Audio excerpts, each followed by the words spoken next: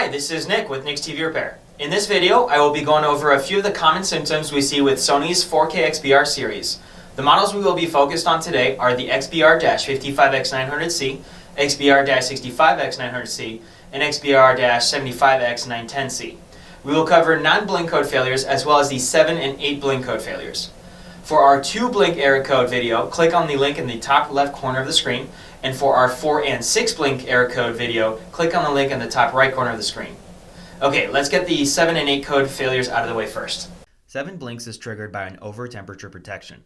This means the main board is detecting an IC is overheating or malfunctioning. Sometimes this is due to the main processor, sometimes it is due to any number of small surface mount components. Either way, this is a mainboard specific failure code.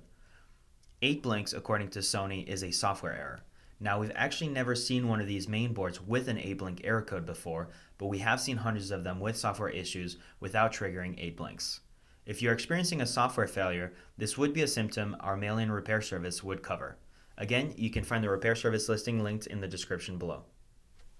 Now, the remaining symptoms we will go over are also mainboard related. These failures, however, do not actually cause any blinking codes due to the way the board failed. The board is not able to identify itself as a defective part in the TV, but of course is still the issue. Now the symptoms. Number 1, the TV seems completely dead. The TV will not power on, nor does it respond to the buttons on the remote, the buttons on the back of the TV, and the standby light never turns on. So essentially it seems like it has the same amount of functionality as if it were unplugged. Number 2, when turning on the TV, the pilot light will show a white light for about 5 seconds or so, and then shut off.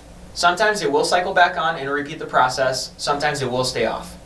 We've also seen it show a dark blue, almost purple light as well. Number 3, and this is the most common mainboard failure we see on these TVs, and it is similar to number 2, but this time the TV turns on, shows the Android logo, and then shuts off and repeats that cycle endlessly. A lot of people will refer to that as the boot loop issue or the boot loop error.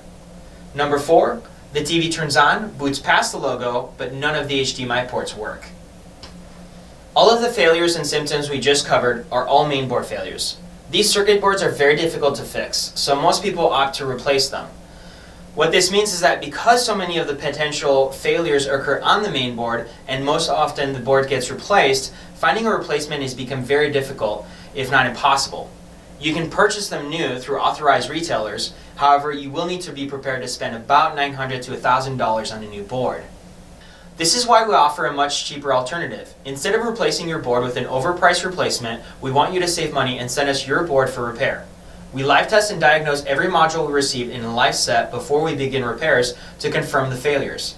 We also, of course, live test modules post-repair to ensure the repairs performed did correct the issue it was sent in for. And lastly, all of our services come with a 1-year warranty. For more information on the repair service and process, check out our listing linked in the description.